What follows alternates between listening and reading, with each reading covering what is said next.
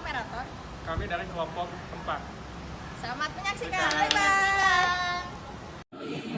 Selamat siang anak. Siang.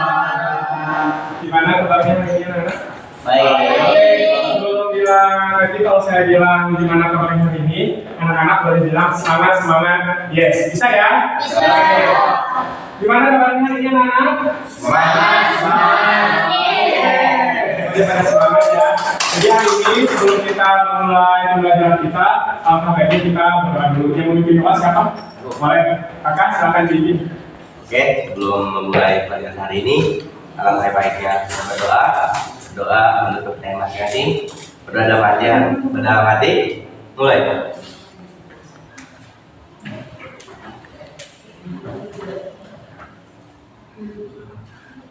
Berdoa selesai. Oke, sebelum kita memulai pelajaran, kita alangkah baiknya menyanyikan lagu wajib nasional. Yang mau jadi dirinya siapa? Boleh, bisa. Jadi,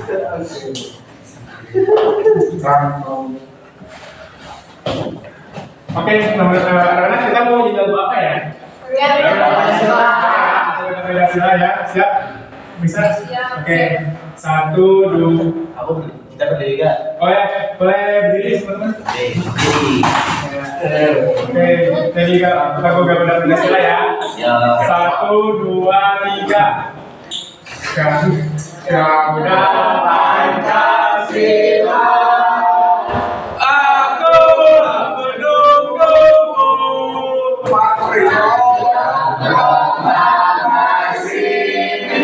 Sedia berkorban untukmu. Pancasila Pancasila, rakyat ilmu sentosa, pribadi bangsaku. Ayo maju, maju.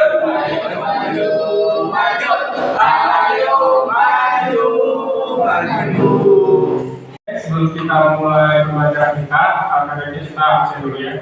Maria Liliatun, Hadir. Raisa Suryasari, Hadir. Raisa Suryani, Hadir. Mutia Ahmad, Hadir. Reza Rizky Saputra, hadir. Gina Kakiana, Hadir. Raka Muhammad, Hadir. Elsa Mary, Babi Alfim,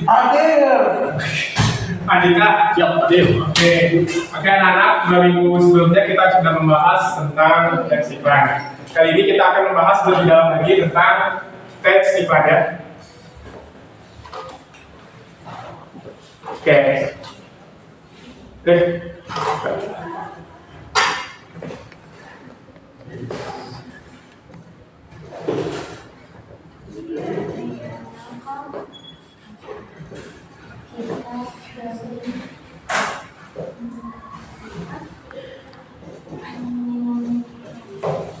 Oke, Bapak ingin tanya dulu nih sebelumnya. Anak-anak, kalau lihat apa di mana sih ya? Aku di TV. Ini di HP. Capek kamu? Di jalan. Di jalan kamu? Di koran kamu? Di iklan. Di kan? Di koran di HP. Di HP kamu? Aku mau di Shopee. Di Shopee bisa. Kamu mau di mana? Di jalan di bandar Oh, di mana? Di mana? Di YouTube. YouTube. Di TikTok. Kita berjalan kamu di mana? Oke, semuanya benar ya. Kita bisa lihat di handphone, di Shopee, tadi katanya di media sosial, di TV dan lain sebagainya. Tapi anak-anak tahu nggak sih tujuan iklan itu buat apa? Apa tuh, Pak? Tujuan di Aku tahu Pak. Oh, buat apa? Buat menarik pelanggan. Promosi. Apa lagi? Ayo. Supaya Informasi. Apa? supaya dagangannya laku. Agaknya aku bisa. Apa lagi? Ayo. Maka apa? Bapak, teman sama. Oh iya, Bapak. Ayo lagi. Jadikan apa? Tadi kan jadikan apa? Untuk memberitahu orang agar Pak, oke, semuanya udah benar ya. Tujuan iklan pada dasarnya buat mempromosikan. Apalagi memberikan informasi agar peminat pelanggan. agar menarik pelanggan bisa. Pelanggan, apa lagi?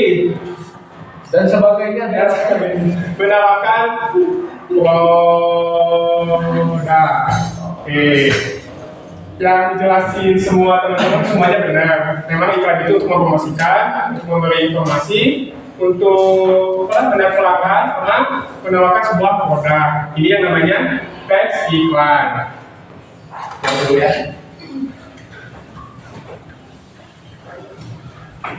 Kita mulai di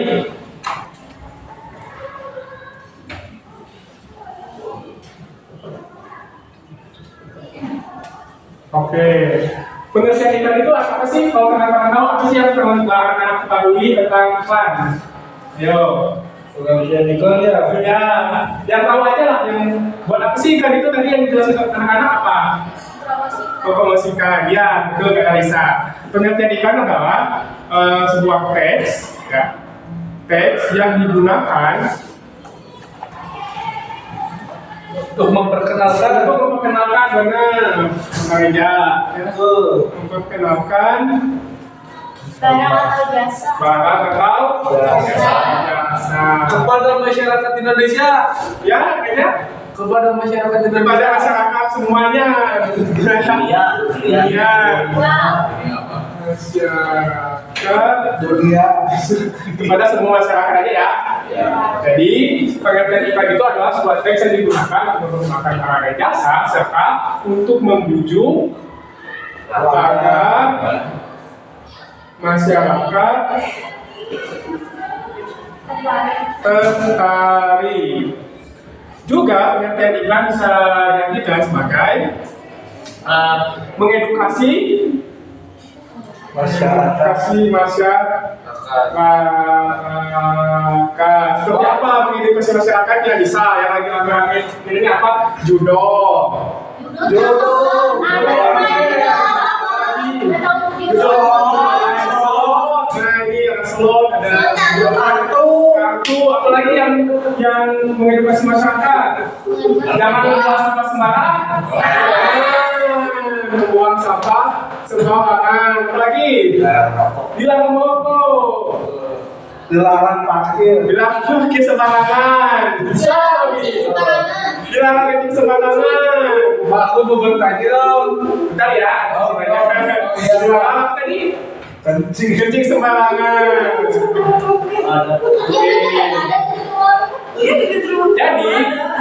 Jadi jadi pengertian iklan itu seperti apa yang dikatakan oleh teman-teman. Iklan itu sebuah teks yang digunakan untuk memperkenalkan barang dan jasa kepada semua masyarakat. Terus pengertian dari iklan bisa digunakan untuk membujuk masyarakat agar tertarik suatu produk dan jasa kita. Terus bisa juga mengedukasi masyarakat seperti apa? Seperti yang tadi dijelaskan oleh teman-teman begitu. Jadi apa ya? Ya. Apa kalau perbedaannya iklan yang di TV sama yang di jalanan itu apa? Kalau di TV ada audionya, ada gambarnya. Kalau yang Sama sama kan di jalan juga ada gambar. kalau di jalanan itu cuma gambarnya aja. Oke, kita harus tahu juga nih. Nanti kita pengertiannya nih. Kita harus tahu unsur-unsur iklan.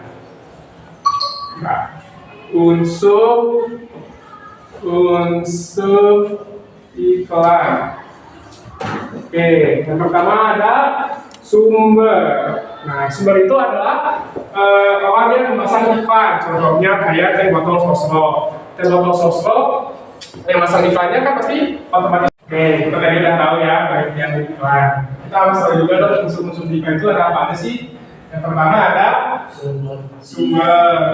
Sumber itu adalah sumber yang masang iklan, yang bertujuan untuk memasarkan produknya, itu namanya sumber. Jadi sumber itu adalah pemasang iklannya. Yang kedua ada kesan.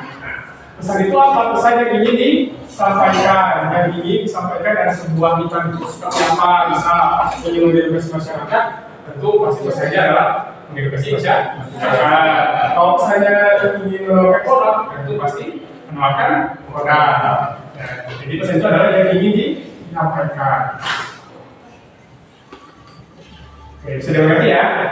Yang ketiga adalah media. Media itu apa sih?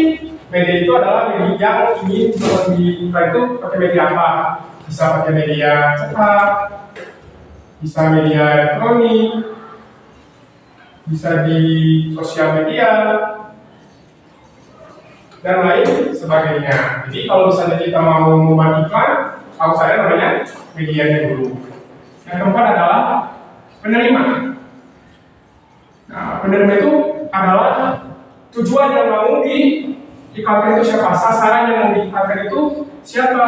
Gitu. Jadi penerima adalah sasaran yang ingin dituju. Oke, bisa dimengerti ya, anak? Ada juga namanya efek. Efek itu adalah kalau kita udah memasarkan iklan ini contohnya, nanti efeknya apa sih yang akan didapat oleh penerima, nanti apa sih perubahan yang akan diterima oleh penerima, oleh masyarakat kalian umum. Jadi dengan adanya iklan kita bisa mengetahui efek yang akan terjadi kalau kita memasarkan iklan atau sebuah post iklan atau produk, dan juga bisa iklan yang melayani masyarakat.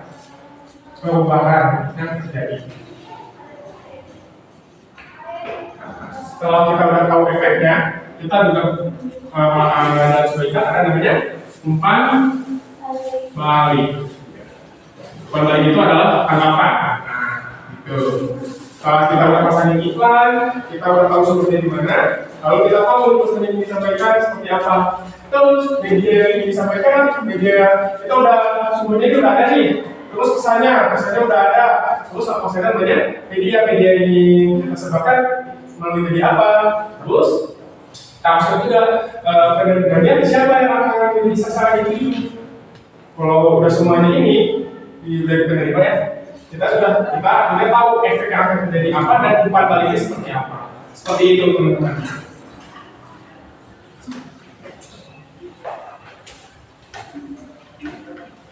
Oke ya, kita lanjut ke terakhir. Itu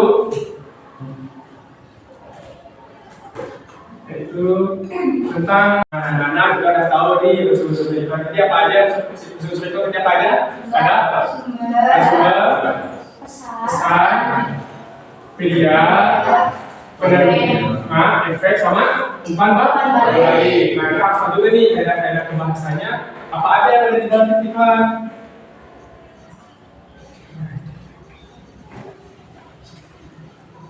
Oke, kaidah pembahasan yang pertama itu ada kalimat persuasif. Kalimat persuasif itu adalah kalimat yang untuk membujuk supaya apa-apa terkait dengan iklan atau produk yang ingin dipasarkan oleh kita. Yang kedua ada imperatif. Ya. Nah, kalimat imperatif itu adalah kalimat seperti memerintah. Contoh, hadirilah, wujudkanlah, ayolah. Nah itu adalah kalimat dari imperatif. Yang ketiga adalah berima. Ya, berima. Kalimat itu adalah kalimat yang pengulangan ada. Seperti makan enak, makan tenang, makan tenang, jiwa, hati pun senang. Nah ini seperti kalimat terima. Tujuannya apa? Buat menarik perhatian masyarakat pada umum. Yang keempat adalah kesan positif.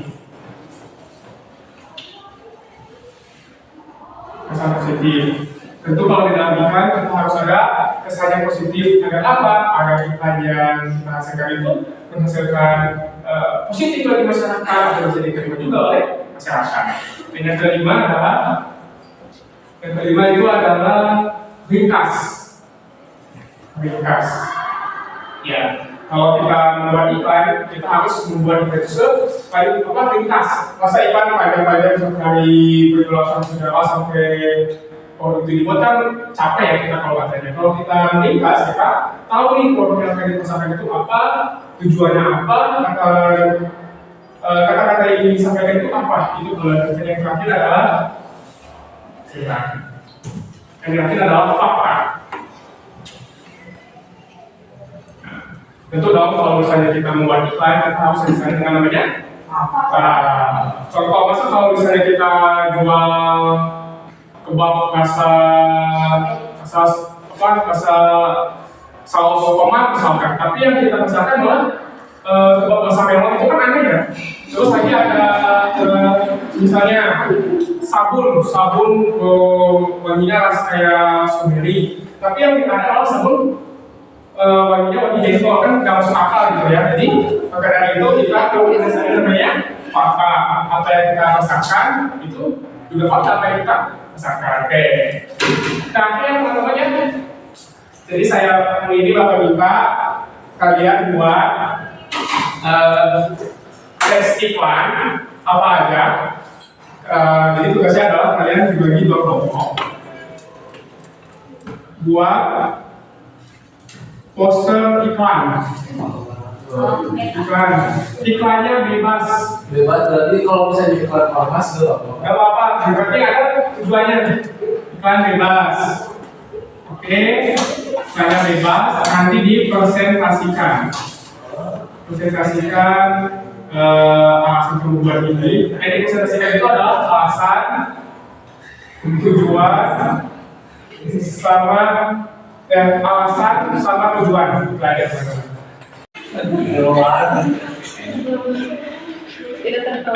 Iklan, poster.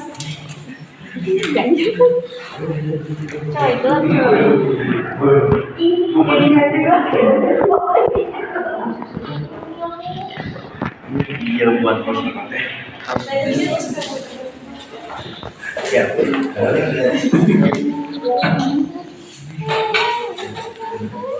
Karena apakah sudah menyelesaikan tugas IPA-nya? Saya lihat dua tanya perwakilan untuk presentasikan IPA-nya seperti itu. Boleh. Saya mau nanya soalnya. aku ini kok bagus.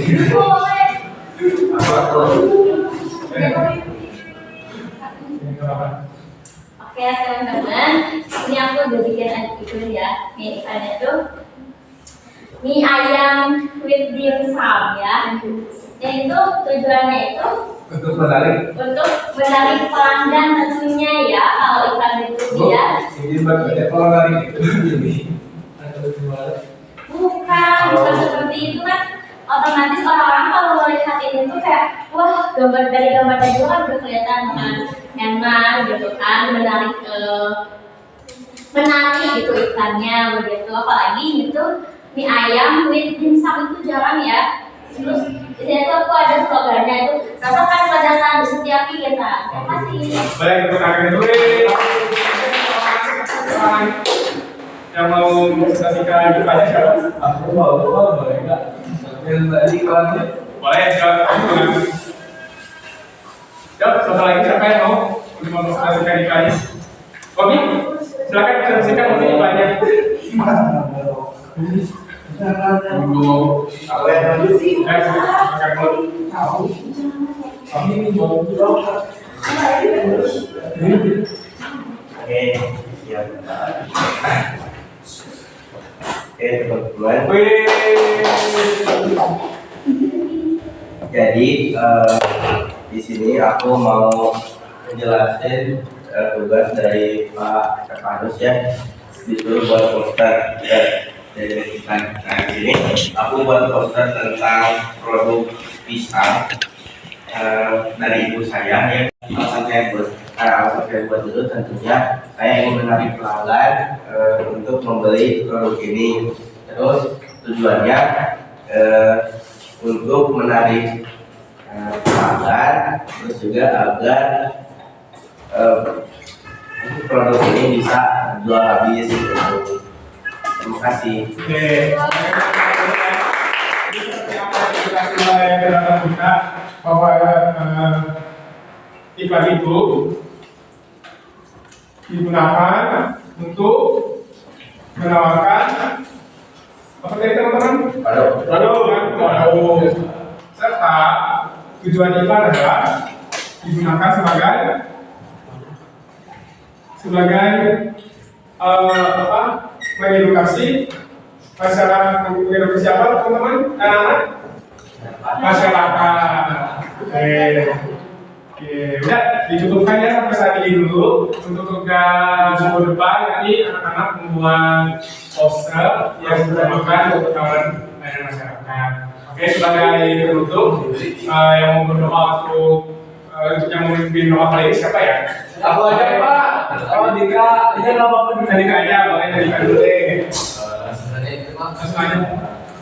baik teman-teman, sebelum mengakhiri pembelajaran hari ini, baiknya kita berdoa dulu. Masih mulai.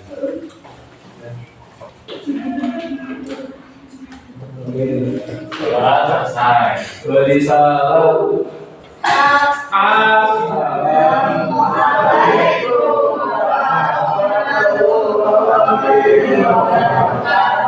Terima kasih ya teman-teman.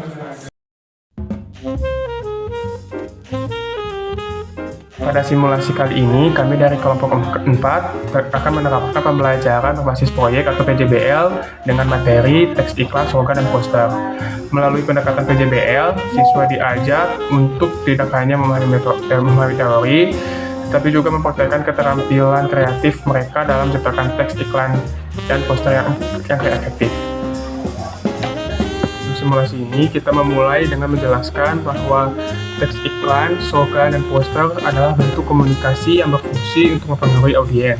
Serta dalam hal ini kita juga menjelaskan bahwa teks iklan, poster, dan slogan digunakan untuk menarik perhatian masyarakat atau khalayak, serta untuk membujuk menawarkan produk-produk jasa barang dan jasa yang akan ditawarkan.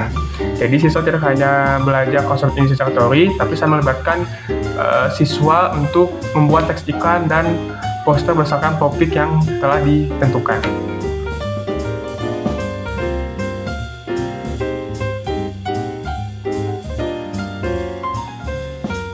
Langkah pertama adalah mengidentifikasi tujuan komunikasi dari teks iklan atau slogan yang akan dibuat, seperti untuk mempromosikan produk atau mengedukasi audiens. Selain itu, siswa mulai merancang ide-ide kreatif, menentukan elemen visual, dan teks yang akan digunakan dan membuat prototipe poster atau iklan mereka. Selanjutnya, siswa bekerja dalam kelompok untuk mendiskusikan hasil karya mereka, memberikan feedback satu sama lain, dan melakukan revisi berdasarkan umpan balik yang diberikan. Terakhir, mereka mempresentasikan hasil proyek mereka kepada kelas.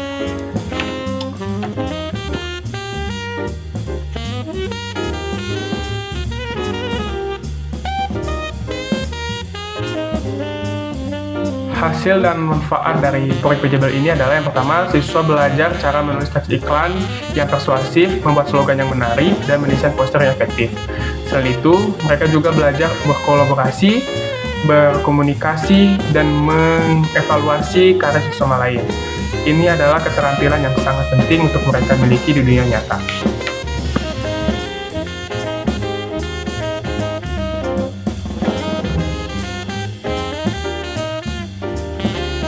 Baik, sebagai guru, model PJBL atau model Project Based Learning memberikan berbagai manfaat yang cukup signifikan.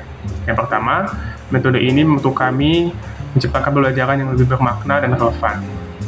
Dengan mengaitkan materi pelajaran dengan proyek nyata, siswa tidak hanya belajar teori, tapi juga langsung mengaplikasikannya dalam konteks kehidupan sehari-hari. Hal ini tentunya membuat proses pembelajaran menjadi lebih hidup dan menarik. Yang kedua, PJBL memotivasi kami sebagai guru untuk lebih kreatif dalam merancang kegiatan belajar. Kami ditantang untuk membuat proyek yang tidak hanya menarik perhatian siswa, tapi juga mengembangkan keterampilan berpikir kritis, kolaborasi, dan komunikasi. Ketiga, model ini memberikan peluang bagi guru untuk memahami potensi dan kebutuhan siswa secara mendalam.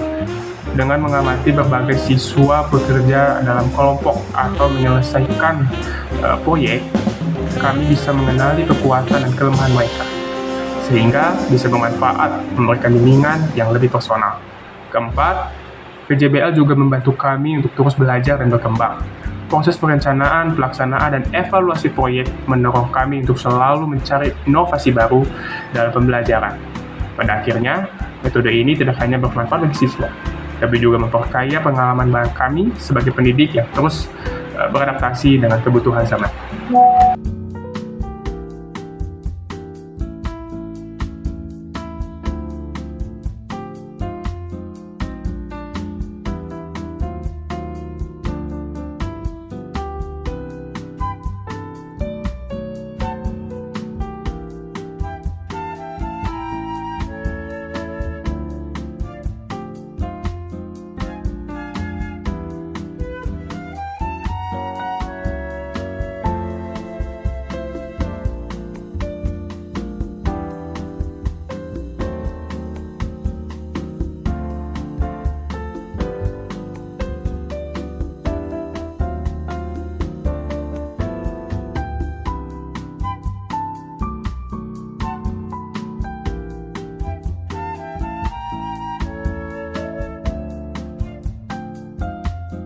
Pesan dan pesan saya selama saya menerapkan metode Project Based Learning atau PJBL ini sangat berkesan.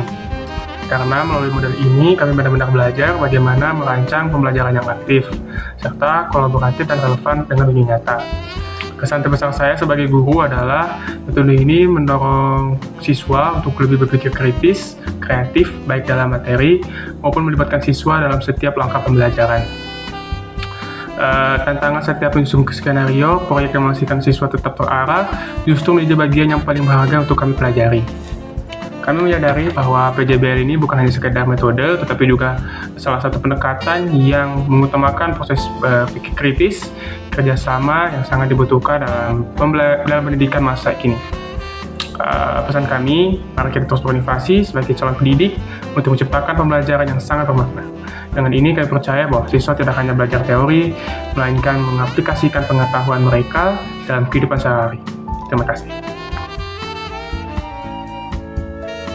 Halo, kenalin nama aku Melisa Kurniasari.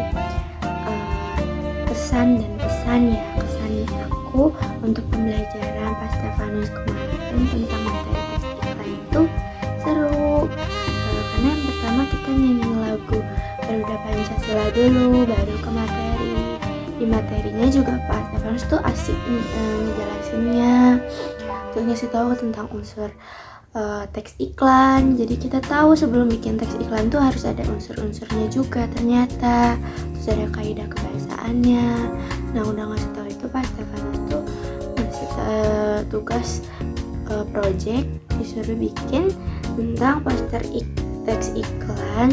Nah, dibagi kelompok tuh, kelompok aku kelompok aku bikin tentang teks iklan tentang makanan, jadi promosi makanan supaya makanan itu tuh laku. Terus pesan aku untuk pembelajarannya ditingkatin lagi, kayak ada permainan gitu biar rame, jadi asik juga, nambah asik juga. Kayak segitu kesan dan pesan aku untuk pembelajaran kemarin. Saya Sofi Sugarisa menyanyi Lomba 2100 akan menceritakan kesan-kesan